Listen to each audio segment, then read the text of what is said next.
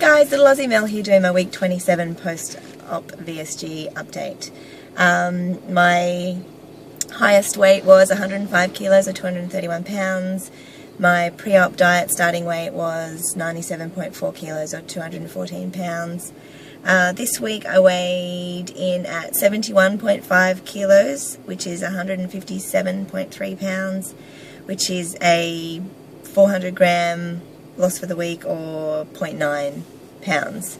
So a bit smaller than usual, which I was sort of expecting. I started doing the Couch to 5K running app last week, so generally there's a bit of a water retention in the muscles and stuff like that when I start exercising, so I'm not too phased about the smaller number this week. I'm doing the C to 5K app because there's we have the Gold Coast Airport Marathon here in on the 5th of July, I think it is, and my girlfriend Franny and I have decided to do the 5.7k run together. So she's really fit and can already run 5Ks without stopping, but that's certainly something I can't do at this point. I think I can do about a kilometre or so without stopping. So yeah, so I've got about 7 weeks to get my fitness up to that level, which I think is about I think the app goes for 8 weeks, so it should get me there just in time. So it will be a push, but yeah, I'll give it a go and see how I do. So that's that. I'm also going to try and I'm going to go home and do my measurements, which I haven't done since right at the beginning. So I will try and get technical and put them all at the end of this video. If they're not at the end of this video, then I either couldn't figure it out or I couldn't be bothered. We'll see. So on Friday this week, I've just organised a little mini get-together for some of the Gold Coast and Brisbane VSG people that I've become friends with on Facebook and YouTube. So if anyone would like to come along, you're more than welcome. Just get in touch with me with the contact details below. We're doing it on Friday 12 noon at the Boathouse Tavern restaurant at Coomera. I think it's called Waterfire or something like that. Yeah, so 12 o'clock I'll be booking a table, so if you want to come along, let me know and I'll add you on. It's been getting colder lately. I think it's snowing somewhere in parts of Australia, so even though it doesn't really get that cold where I am, I think it got down to about 8 degrees Celsius the other night, which is about 45 Fahrenheit, I think, so that's pretty cold for us. And yeah, so I had to dig out my tracky dacks and jumpers and stuff, track pants, and yeah, and it just was comical. They are so huge on me. I guess I used to like to wear that kind of stuff a little bit loose anyway, so to then put them on like 30 kilos lighter is just ridiculous. They don't even stay up. I used to sort of pull the drawstring out of them because they had no trouble staying on me before. So the pairs that I've got that still have the drawstring in them are okay. I can get away with wearing them. I don't really care if I look a little bit slouchy around the house, but I certainly couldn't wear them out anywhere. And even some of my jumpers that I would wear like with jeans and stuff out and about, they just really look ridiculous on me. But I'm kind of torn. I don't really want to go and buy stuff because probably by next winter yeah, they would be sort of too big. So I don't know, I might go down to the op shop and try and get some secondhand stuff to tie me over. I'll see how I go. One good thing has been that I've been getting use out of my pirate boots I bought for the Tampa pirate costume party. So I was excited to fit into those when I bought them because I'd never been able to zip up calf high boots before, and now I can even wear them over the top of my skinny jeans. So yeah, that was a really satisfying moment for me, because I've always really liked that look, and could never wear it before, so it just, yeah, really kind of sunk in that how much my body had changed. And yeah, my husband sort of commented, like, you know, wow, you look really great, like, you really look great, and you know, you should be so happy with how far you've come, and you finally sort of got to where you wanted to be. And it sort of made me think a little bit, because my life really is pretty upside down at the moment. There's a lot going on, and it's a bit tricky to kind of, like, yes, I am really glad that I've lost the weight, and that I'm doing all this sort of head work with working on self-esteem and reevaluating my life and trying to decide what I really want. And so it is a really tough time, and I don't know if I'm really I don't know if it has the same impact, the same sort of happiness level of celebrating losing all the weight, because of all the other stuff that's going on. So, you know, I don't know if everyone goes through that sort of with the journey, if they are sort of doing the mental and physical work all at one time. I know some people kind of hold off and just focus on the weight loss and then deal with all that stuff at the end. So maybe there's an advantage in doing it that way. Maybe you can just celebrate the weight loss and not be kind of distracted from that with all the other stuff that goes on. I don't know. I guess you do what you do, and that's just your path to take. But yeah, I think Phil said in his video last week that he's had times where the thought crossed his mind of, you know, it was kind of easier being overweight, which I can kind of understand that. I would never take it back for a moment, but it certainly has shaken up my life in a huge way, and I do wonder, like, you know, how much the weight loss plays a part in that, or if it's things that would have happened with any other kind of big change that occurred in my life. Would it have sort of made me become introspective and to sort of reevaluate things?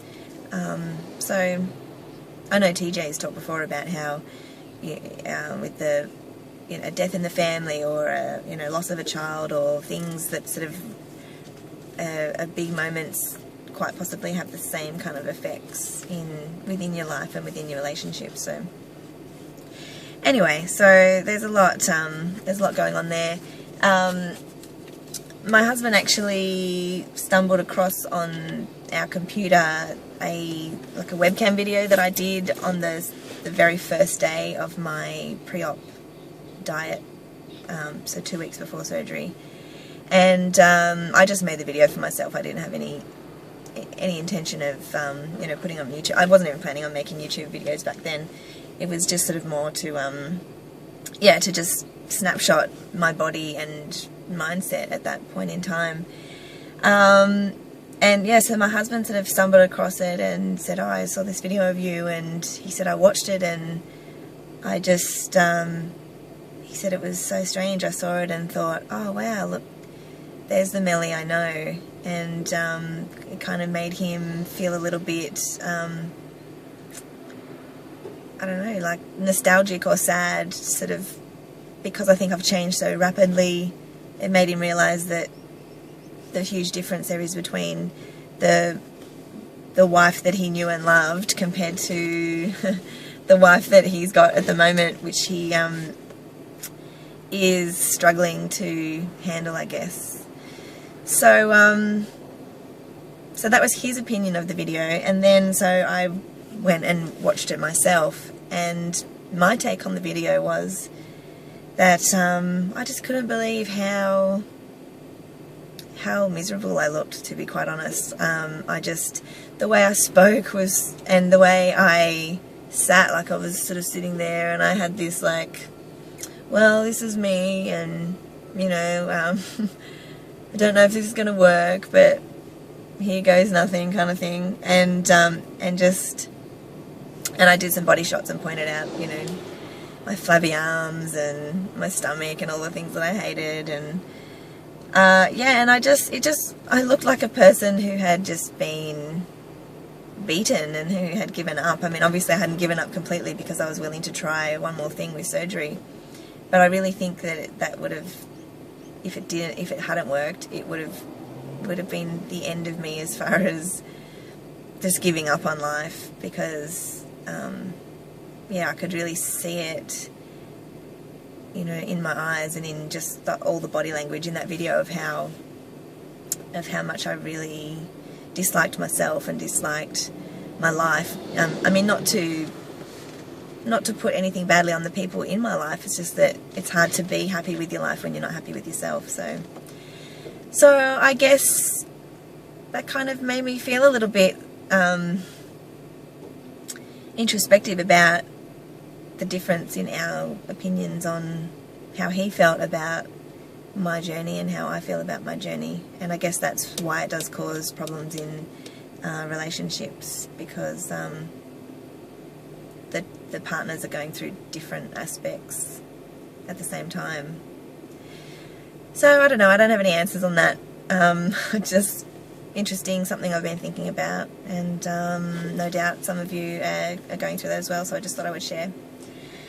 Let me see, what else did I have? Oh, another quick little thing I've noticed lately, that my obsession with the scale has disappeared.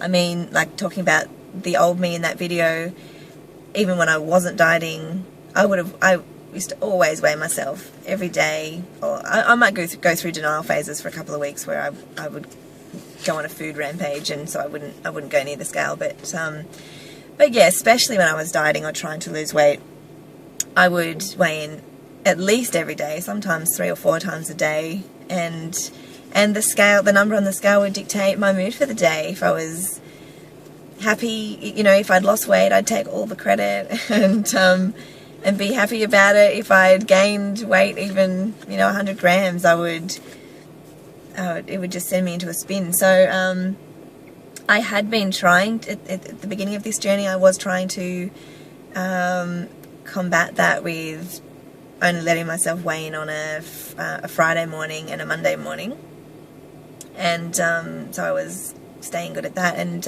but I've noticed for the last 3 or 4 weeks I haven't even weighed in on the Friday. I've just been really